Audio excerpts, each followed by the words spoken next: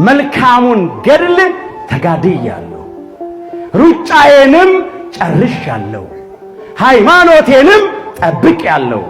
ሁለተኛ ጢሞቴዎስ ምዕራፍ 4 ቁጥር 7 ቅዱስ ጳውሎስ ሰማዕት ሆኖ በክብር ሊያርፍ በተቃረበበት ጊዜ የተናገረው ቃል የሚሄድበት ጊዜ ደርሷል አለ። በሞት መንገድነት እኮ ነው የሚሄደው እኮ ወደ ክርስቶስ ነው፣ ወደሚናፍቀው ሊሄድ ከክርስቶስ ጋር ልኖር ናፍቃለሁ ከሁሉ ይልቅ እጅግ የሚሻል ነውና ይል ነበርና የሚሄድበት ጊዜ ደርሷል። ሞት ወደ ክርስቶስ የምንሄድበት መንገድ ነው እውነተኞች ክርስቲያኖች ከሆነ። መልካሙን ገድል ተጋድያለሁ፣ የሃይማኖት ገድል ነው የተጋደለው። ከዲያብሎስና ከሰራዊቱ ጋር ተጋደለ፣ አሸነፈ። ከፈቃደ ሥጋው ጋር ተጋደለ፣ ፈቃደ ሥጋውን ለፈቃደ ነፍሱ አስገዛ። ከአሕዛብ ከኢያማንያን ከአረማውያን ከጣዖት አምላኪያን ጋር ተጋደለ፣ አሸነፋቸው። ከመናፍቃን ከተጠራጣሪዎች ጋር ተጋደለ፣ ምላሽ አሳጣቸው፣ ተከራክሮ ረታቸው። መልካሙን ገድል ተጋድያለሁ አለ። ሩጫዬን ጨርሻለሁ፣ የጽድቅ ሩጫ፣ የሃይማኖት ሩጫ፣ መንፈሳዊ ሩጫ ጨርሻለሁ። ሃይማኖቴን ጠብቄአለሁ፣ በሰይፍ እስኪቀላ ድረስ ታመነ። እስከ ሞት ድረስ የታመንኩን ማለት ነው። ወደፊት የጽድቅ አክሊል ተዘጋጅቶልኛል። ይህንንም ጻድቅ ፈራጅ የሆነ ጌታ ለኔ ያስረክበኛል። ለኔ ብቻ ግን አይደለም፣ መገለጡን ለሚወዱት ሁሉ እንጂ አለ። ለኛም የተዘጋጀው ይሄ ነው። አሁን አንዳንድ ሰዎች መቃብር ላይ ይሄንን ቃል እናነባለን። መልካሙን ገድል ተጋድያለሁ፣ ሩጫውን ጨርሻለሁ፣ ሃይማኖቴን ጠብቄአለሁ። ከዛ 3 ነጥብ ትደረጋለች። እንደ ቅዱስ ጳውሎስ በሃይማኖት የጸኑ ምግባራቸውን ያቀኑ እስከ መጨረሻ ቅታ የታመኑ ከሆኑ ሊጻፍላቸው ይገባል። አንዳንዶቹ ግን ያልኖሩበት ሕይወት ነው የሚጻፍላቸው። የትም ሲሮጡ ከርሞ በአምልኮ ተጣዖት፣ በዝሙት ጠጥቶ በመስከር፣ በመጨፈር፣ በሲጋራ፣ በጫት፣ በአሺሽ ሱስ፣ በበደል በርኩሰት ሲሮጡ ኖሮ ሩጫዬን ጨርሻለሁ ተብሎ አይጻፍም። ይሄ እንደ ቅዱስ ጳውሎስ የሃይማኖት ሩጫ ለሮጡ ነው። መንፈሳዊ ሩጫ ለሮጡ ነው። እስከ ሞት ድረስ የታመንኩን የሕይወትን አክሊል እሰጥሃለሁ። ከሊቀ ሐዋርያት ከቅዱስ ጴጥሮስ ከሐዋርያው ከቅዱስ ጳውሎስ ረድኤትና በረከት ሁላችን ያሳትፈን። እኛም እስከ መጨረሻው ቅታ ድረስ ጸንተን እንድንጋደል በቸርነቱ ይርዳን። የሁላችንን መጨረሻችን አምላካችን እግዚአብሔር ያሳምርልን። ይቆያል። አባታችን ቅዱስ ኤፍሬም በዚህ በረቡዕ ውዳሴ ማርያም ላይ የቅድስተ ቅዱሳን የድንግል ማርያም ክብር አለ ከቅዱሳን ሁሉ ይበልጣል አለ። ከእልፍ አእላፋት ወትልፊት አእላፋት ከብርሃናውያኑ ከሰማያውያኑ ከእሳታውያኑ ከቅዱሳን መላእክት ከኃይላት ከስልጣናት ከሊቃናት ከአጋዕዝት ከመኳንንት ይበልጣል። ከቅዱሳን ነቢያት ከቅዱሳን ሐዋርያት ከጻድቃን ከሰማዕታት ይበልጣል። የሷ ክብሯ ከፍጡራን ሁሉ በላይ ነው።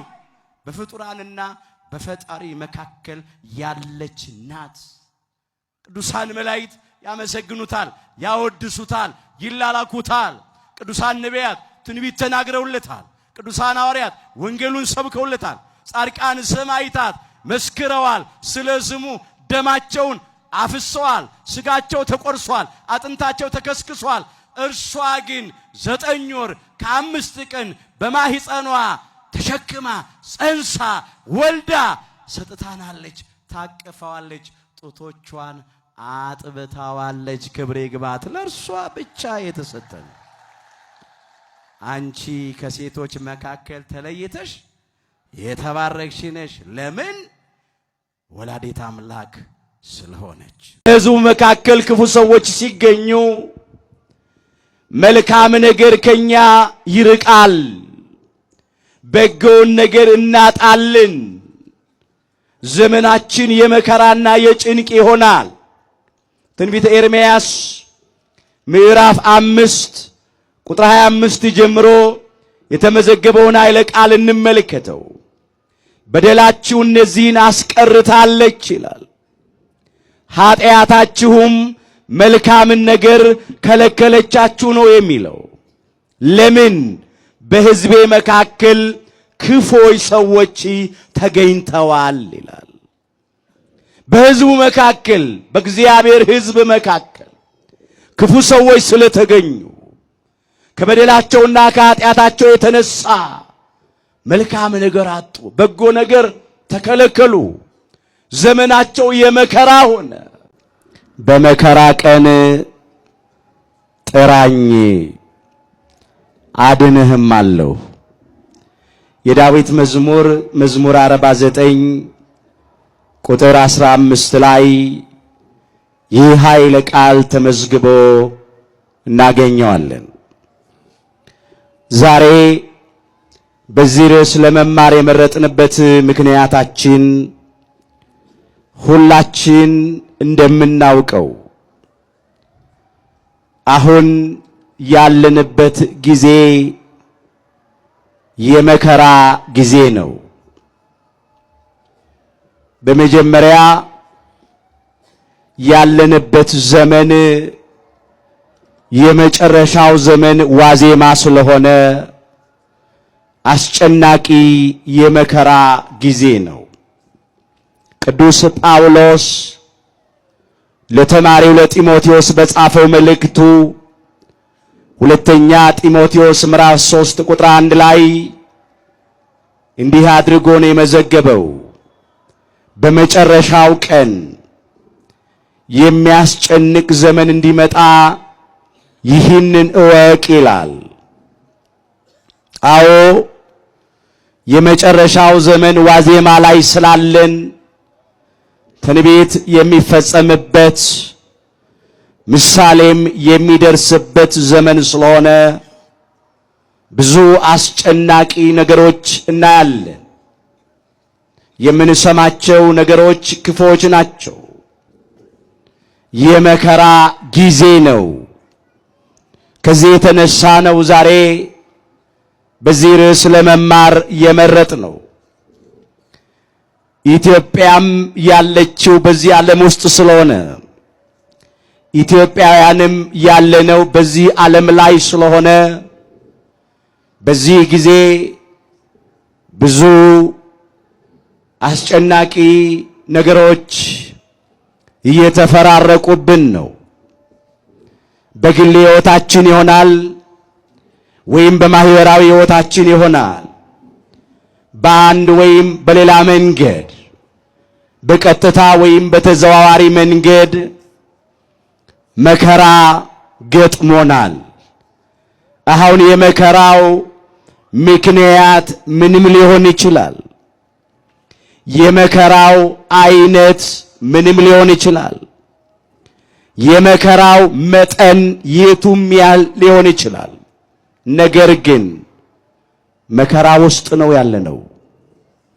ችግር ውስጥ ነው ያለነው። ለዚህ ነው በዚህ አንዳንዶች ከኛ ቤት ወጥተው መልሰው እኛኑ መጻሕፍትን እያጣመሙ እንደገዛ አመለካከታቸው እየተናገሩ ከቤቱ ደግሞ ለማስወጣት የሚፈልጉ ሰዎች አሉ። ማንም እንዳያስታችሁ ተጠንቀቁ። የማቴዎስ ወንጌል ምዕራፍ 24 ቁጥር 3 ማንም እንዳያስታችሁ ተጠንቀቁ ነው ያለው። ለምን? ብዙዎች እኔ ክርስቶስ ነኝ እያሉ በስሜ ይመጣሉ፣ ብዙዎችንም ያስታሉ። ብዙዎች ሐሰተኞች ክርስቶሶችና ሐሰተኞች ነቢያት ይነሳሉ። ሞልተዋል በየመንደሩ። መንገድ ጠራጊዎች አሉ። የሐሳዊው መሲህ የአውሬው የሐሰተኛው ክርስቶስ ሳይላኩ ተልከናል፣ ሳይማሩ ተምረናል እያሉ መጻሕፍትን እያጣመሙ እየተረጎሙ ትውልዱን ያጠፉ፣ ስተው የሚያስቱ፣ ክደው የሚያስክዱ አሉ። ስለዚህ ከነሱ ለመዳን ለመጠንቀቅ በመጀመሪያ የእግዚአብሔርን ቃል በማወቅ ስር ሰደን ማደግ ስላለብን ተከታታይነት ያለው መሰረታዊ ትምህርት ለማግኘት ለጥያቄዎቻችን ሁሉ መልስ ለማግኘት ነው የዚህ ጉባኤ መሰረታዊ ዓላማ። ይህንን ማስተዋል ያስፈልጋል። አስተውሉ ወገኖች። ለምን ነበርኩ የሚሉ ብዙ ሰዎች ስላሉ የዛሬን ያርገውና ቆራቢ ነበርኩ፣ ዘማሪ ነበርኩ፣ ዘማሪት ነበርኩ፣ ሰባኪ ነበርኩ፣ ዲያቆን ነበርኩ፣ ቄስ መነኩሴ ነበርኩ የሚሉ ሁሉ ተነስተዋል። በጣም አስቸጋሪ ዘመን ነው። ይህንን ማስተዋል ያስፈልጋል። በእናንተ ስላለ ተስፋ ምክንያትን ለሚጠይቋችሁ ሁሉ ምክንያት ይቀርባል። ለዚህ መልስ ለማግኘት ነው። መጽሐፍ ምን ይላል? አባትህን ጠይቅ ያስታውቅህማል፣ ሽማግሌዎችን ጠይቅ ይነግሩህማል ነው የሚለው ዘዳግም 32 ቁጥር 7 ላይ። ቤተሰቦቻችን ስንቶቻችን ልጆቻችንን በሃይማኖት እየኮተኮትን እናሳድጋለን? በምግባር እየኮተኮትን እያነጽን የምናሳድግ ስንቶች ነን? ምን ይላል መጽሐፍ? ልጅን በሚሄድበት መንገድ ምራው፣ በሸመገለም ጊዜ ከርሱ ፈቀቅ አይልም ይላል መጽሐፈ ምሳሌ ምዕራፍ 22 ቁጥር 6 ጀምሮ። ልጅን በሚሄድበት መንገድ ምራው። ልጆችን በልጅነት ነው አቅጣጫ መስጠት፣ የሃይማኖት ትምህርት እያስተማሩ ማሳደግ፣ ከወተቱ ጋራ አብሮ የእግዚአብሔርን ቃል ወተት መጋት፣ ከውሃው ጋራ የሕይወትን ውሃ የእግዚአብሔርን ቃል አብሮ ማጠጣት፣ ከፍትፍቱ ጋራ አብሮ የእግዚአብሔርን ቃል ፍትፍት ማጉረስ። አሁን አንዳንድ ቤተሰቦች ልጆቻችንን ቤተክርስቲያን አምጥተን ወንዶች በ40 ቀን ሴቶች በ80 ቀን ከማኅፀነ ዮርዳኖስ ከጸጋ መንፈስ ቅዱስ ዳግም በጥምቀት እንዲወለዱ አድርገናል። በሜሮን እንዲከብሩ አድርገናል። በአምላክ ቅዱስ ሥጋና ክቡር ደም ማኅተም እንዲታተሙ አድርገናል። ልጆቻችን ቤተክርስቲያን ተወለዱ እንጂ ልጆቻችን ቤተክርስቲያን አላደጉም። ያንዳንዶቻችን ልጆች ስለዚህ በጥርጥር ውስጥ አሉ፣ በክህደት ውስጥ አሉ፣ በአምልኮተ ጣዖት ውስጥ አሉ። አንዳንዶች በጨለማ ስራ፣ በኃጢአት ስራ፣ በስጋ ስራ ውስጥ አሉ። የኛው ልጆች የኛው ወንድሞችና እህቶች እንኳን ለሌላው ሊተርፉ ለቤተሰብ፣ ለማህበረሰብ፣ ለወገን፣ ለሀገር ሊጠቅሙ አንዳንዶች ለራሳቸው መሆን አልቻሉም። በጣም አስቸጋሪ ነው። በምግባርም ተበላሽተው በሱስ ውስጥ ያሉ አሉ።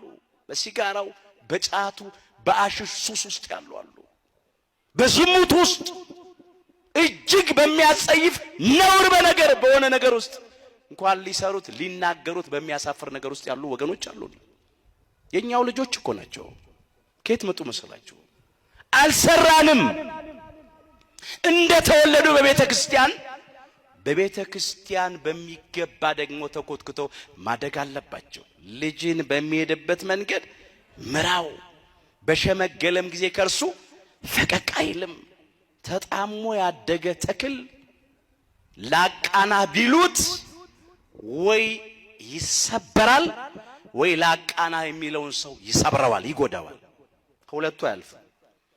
ትውልዱም ዛሬ አንዳንዱ ተጣሞ ስላደገ ተሰብሯል።